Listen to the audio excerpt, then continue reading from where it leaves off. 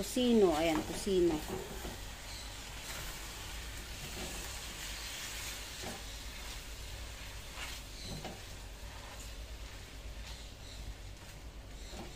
Tocino at saka itlog.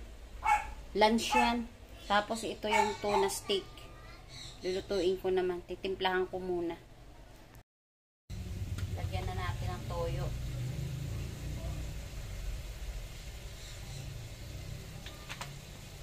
Toyo. Tapos lalagyan natin ng ano, black pepper. Ayan. Tuna steak.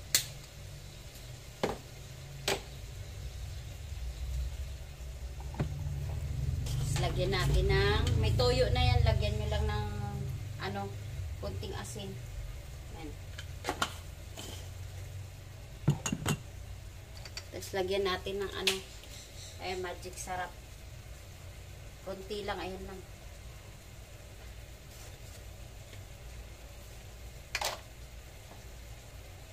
Tapos ano na natin yan ng ano, kalamansi. Tuna steak. Sayang kasi yung tuna dun sa rep eh.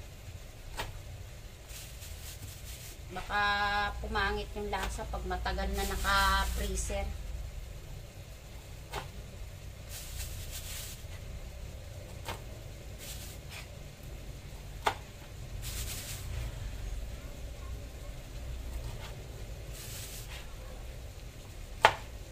Mamadali tayo ngayon. May pasok ng ating estudyante. Para tayo naghahabol sa ano nito.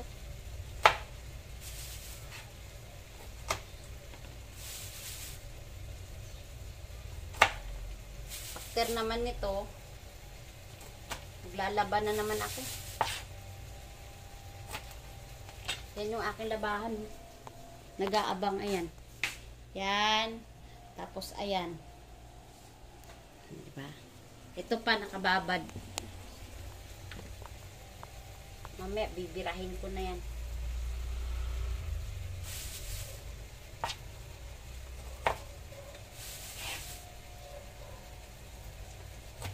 Sarap ito, maasim-asim.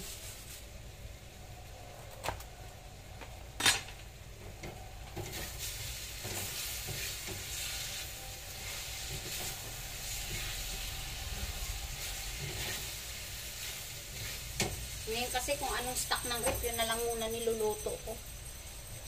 Bigain na natin. Hugas muna tayong kamay. Kamay lang yung gagamitin ko dito. Sasalain ko yung buto.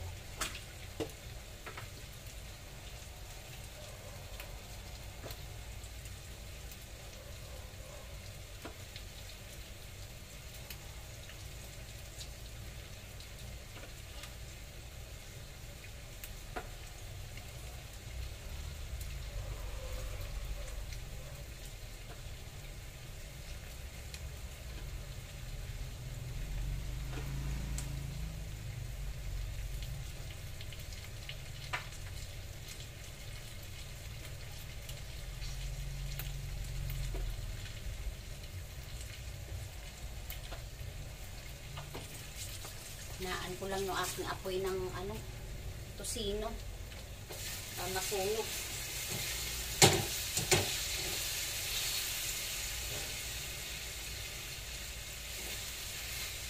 Sunog na siya, tapos silaw pa yung ano, pork.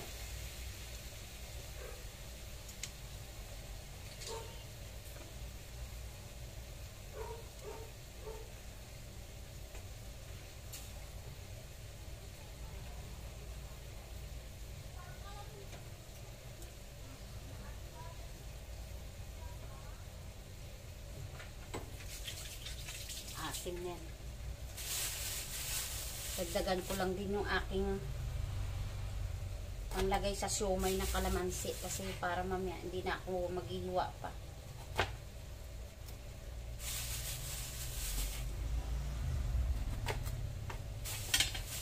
Bumili ako ulit ng kalamansi, 1 kilo. Pero buti mura, 70 lang ang kilo ng kalamansi ngayon. Minsan ito, mahal din to. Pag hindi siguro season ng kalamansi, taas din talaga. Busin na nga natin ito. Kasi mayroon pa naman ako doon bagong bili ko.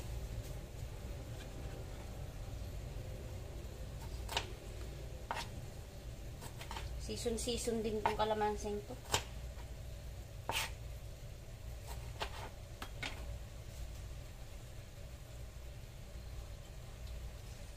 Dagdagan ko, masarap pag maasim. Lalagay ko lang muna to.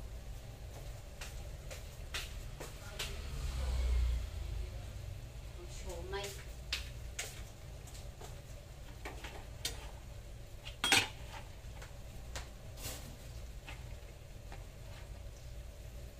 Iniwa ko na rin yung sibuyas para sa ano. Yan muna kasi natin.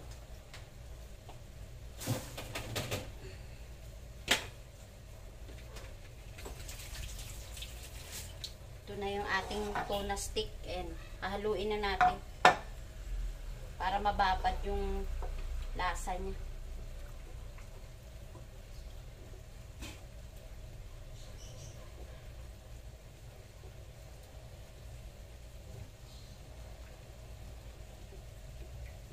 Dapat tagabi ko pa sana binabad to eh. Nalimutan ko. Sumagi sa isip ko kaso hindi ko na kayang maghintay kasi tumigas kasi ito. Nag-frozen siya sa nag-frozen siya sa freezer.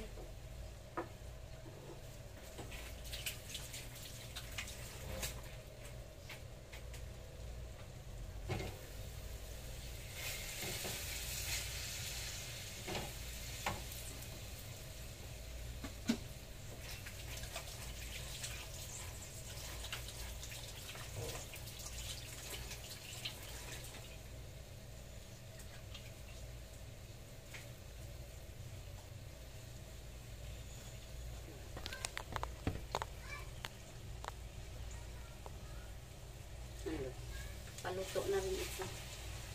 Nililipat ko lang siya sa kabilang side. Baba ko muna itong kaldero. Mag-aano ako ng tuna stick sa kabila. Sasabay ko na para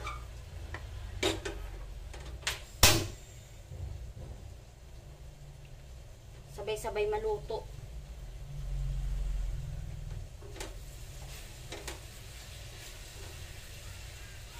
Hinaan ko lang yung apoy para hindi siya masunog. Mag-ano na ako ng tuna steak. Salang na natin itong kawali. Painitin ko lang.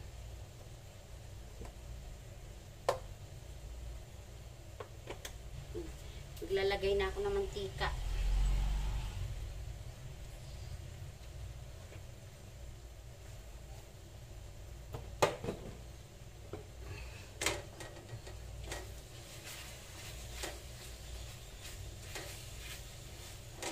Kasi itong niluluto ko, hanggang gabi na ito.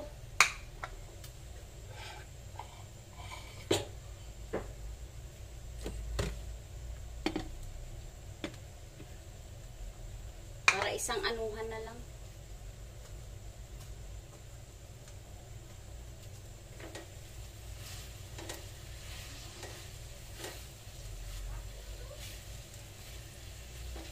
Nagluto ako ng tusino, hindi ko diniretso ng prito ito.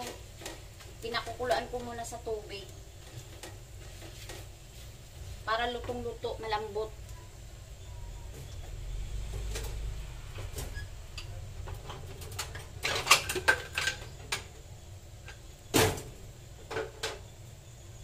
Sunod ko naman yung bago ko prito, ay hindi na, ito na lang. Direct ko na. Lagay na natin yung lagay na natin yung steak. Ay, yung tuna.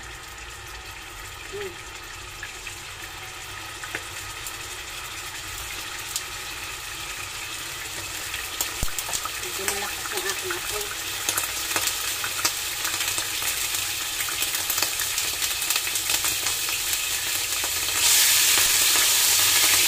Lang talaga siya.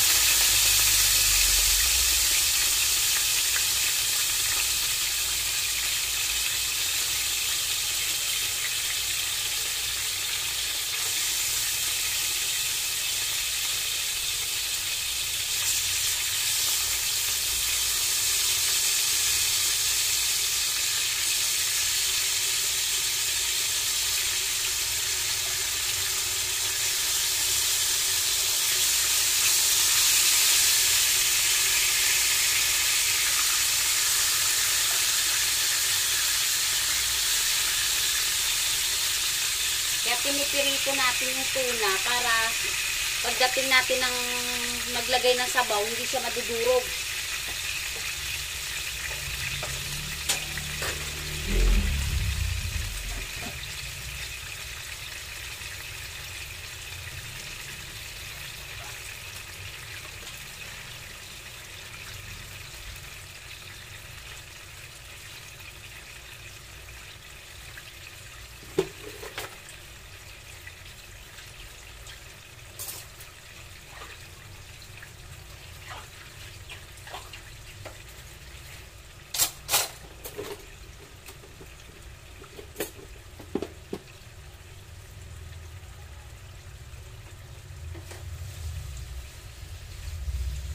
Maganda yung tusino. Pag mahina lang apoy ang luto sa tusino, maganda. Hindi siya agad-agad nasusunog.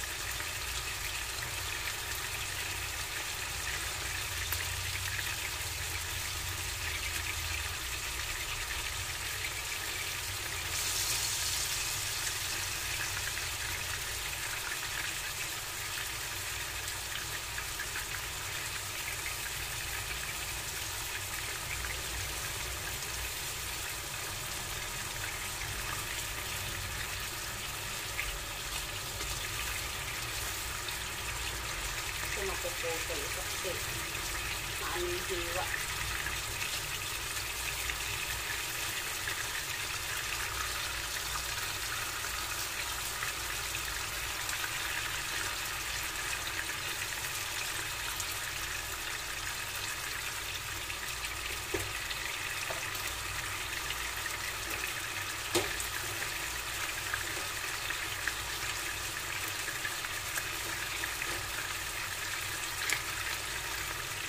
Ng luto ng kusino. Mahina lang kasi ako.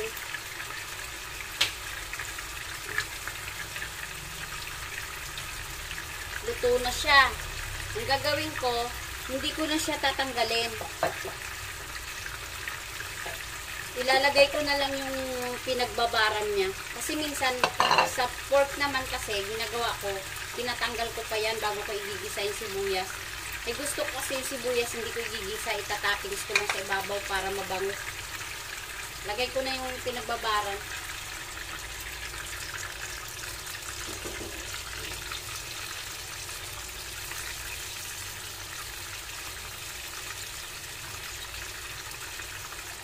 Hayaan lang natin kumulo. Magdagdag lang tayo ng sabaw.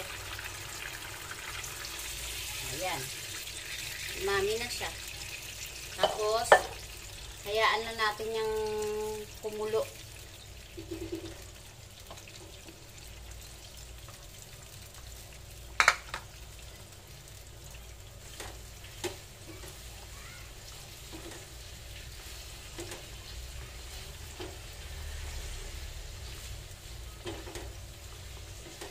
Naantok pa talaga ako.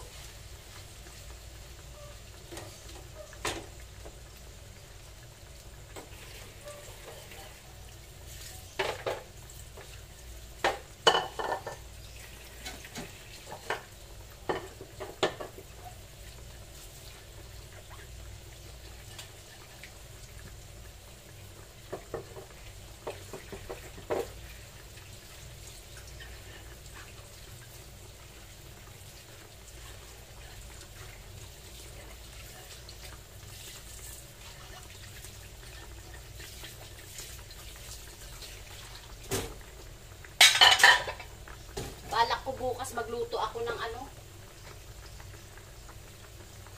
Balak ko bukas magluto ako ng laing. Laing pero lalagyan siya ng hipon.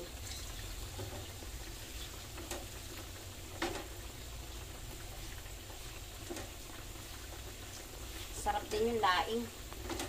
Tapos lalagyan mo ng silid ng gabi. Sarap kasi yun. Ating tosino. Ito naman yung tuna steak. Hintayin na lang natin to. Yan na yung ating tosino. May kasamang egg.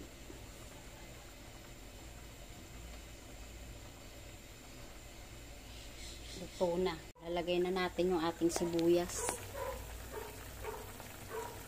sa tuna.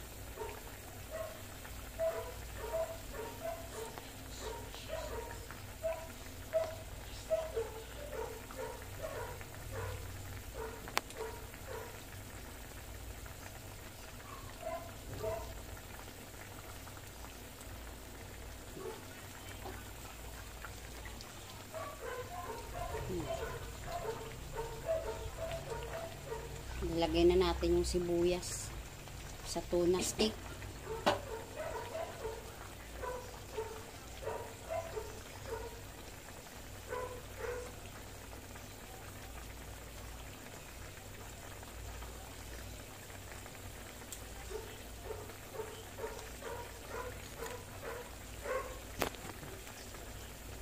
Okay na. Luto na yung ating tuna steak.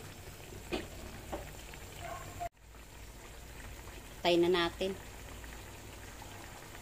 Mamadurog na yung isda.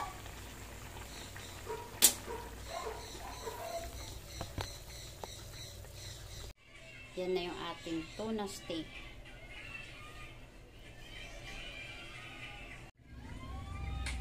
Yan, luto na yung ulam natin sa lunch.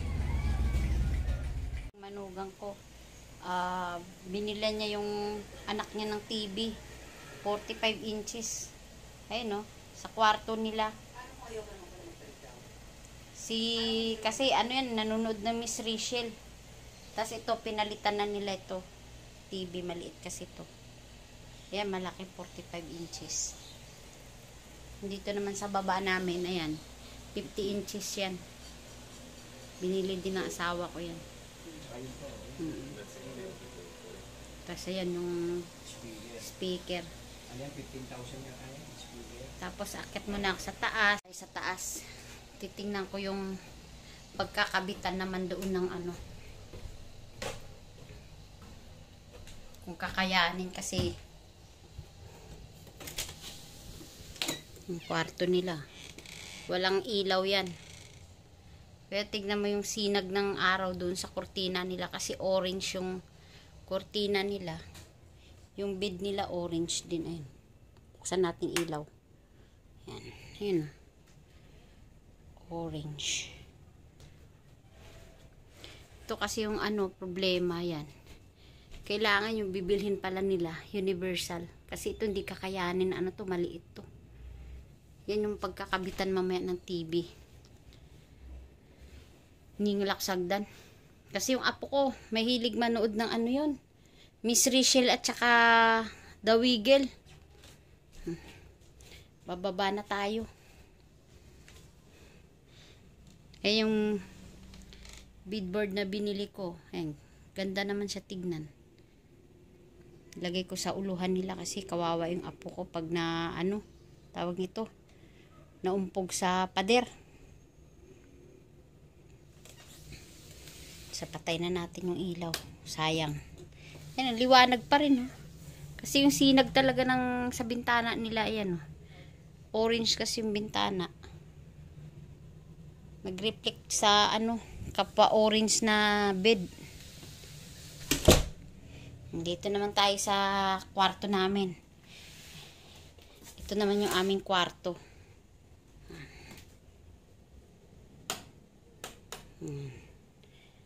Sensya na kayo ah. Ayan.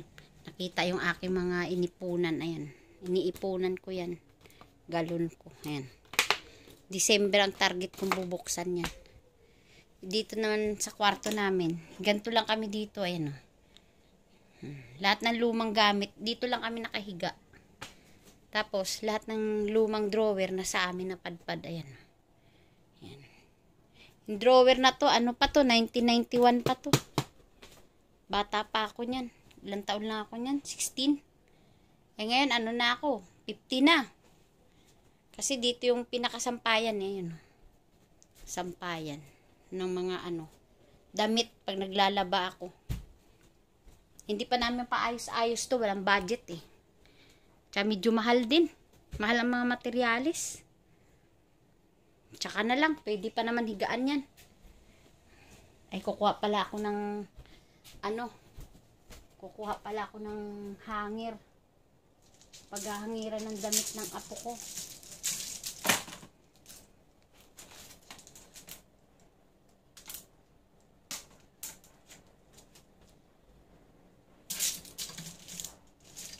Mga 2 hanger lang.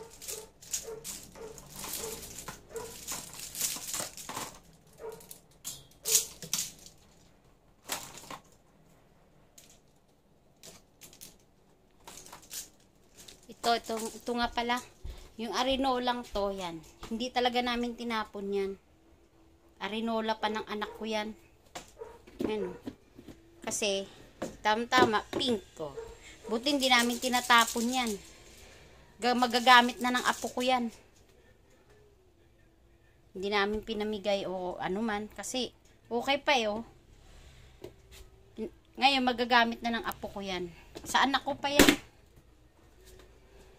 Bababa na tayo. Ito yung mga tambak na ano. Mga pamalit sa mga kubrikama.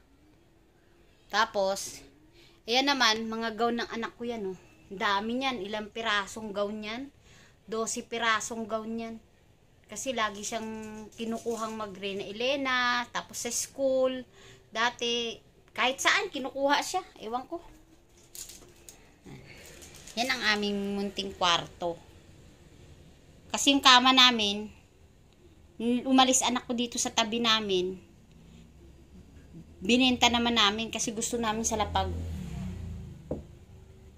Kaya, kasi dati may border ako eh. Dito yung kabilang room na to. Itong room na to, yan. Puro border ko lang nakatira dati dito. Sa malaking room na to. Eh dito kami sa maliit kasama namin anak ko.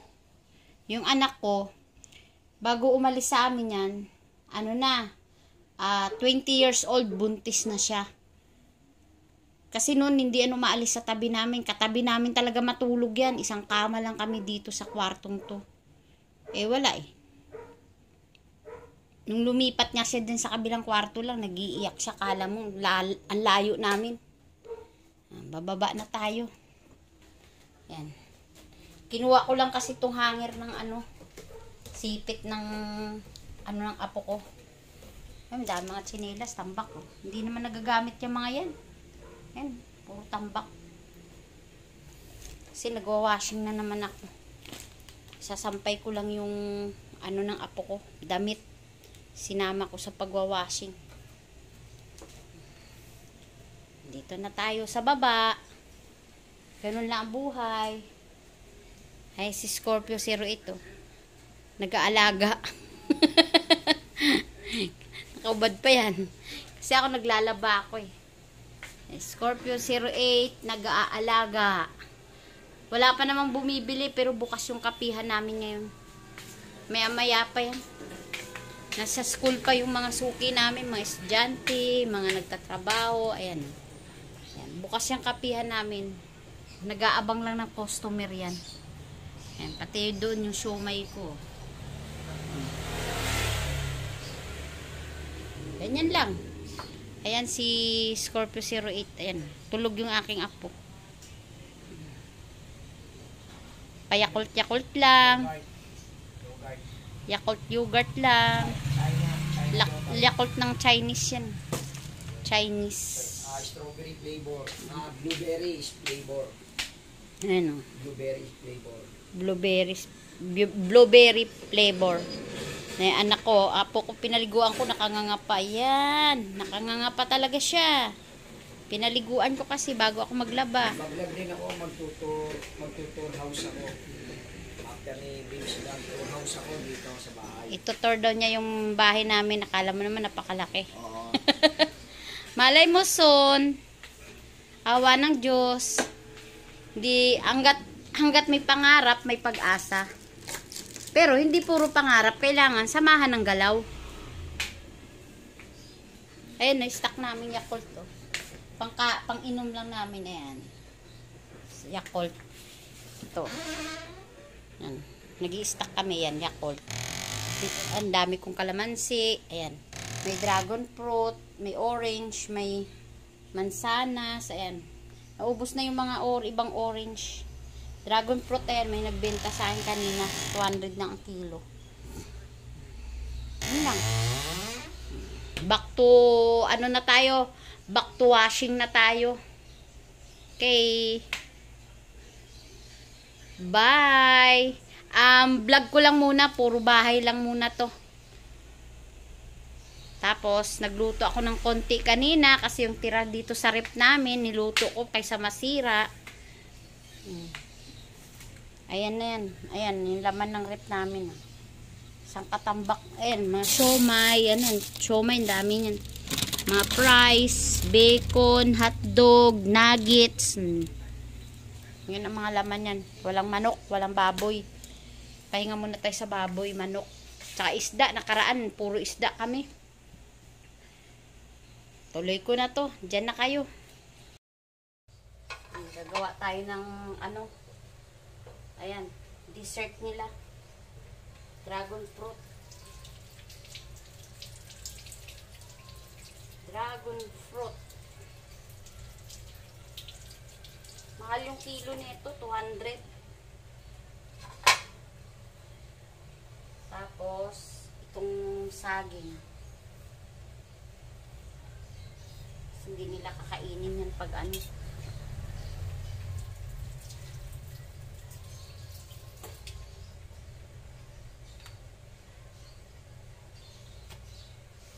Ang lalaki kasi ng saging. Ang saging ngayon parang ano na. Pinahinog na lang sa gamot. Oh. Tingnan mo. Kalas-kalas na sa balat pero yung loob ng saging ano pa matigas.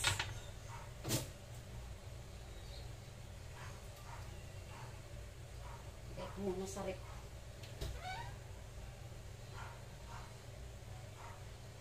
Puro prutas naman ng rep.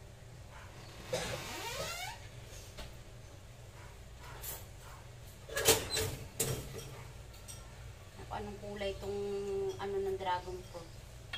Yung loob. Ito. 200 kilo nito eh.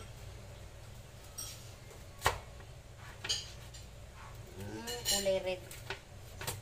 Ayan. Minsan kasi ito may dilaw, may puti.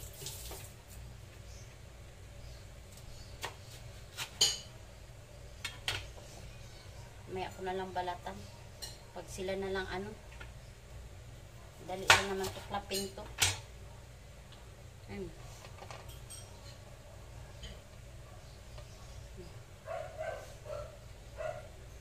Ilang piraso ba ito? Ay, 8 piraso to. 200 ang kilo. 1 kilo mahigit.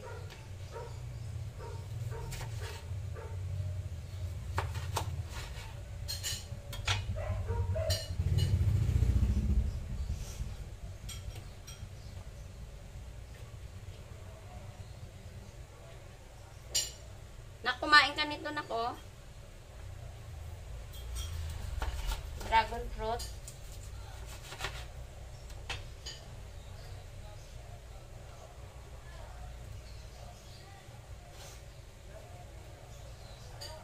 Tikman niya natin kung matamis. Balatan natin. Tama? Hop. Hop.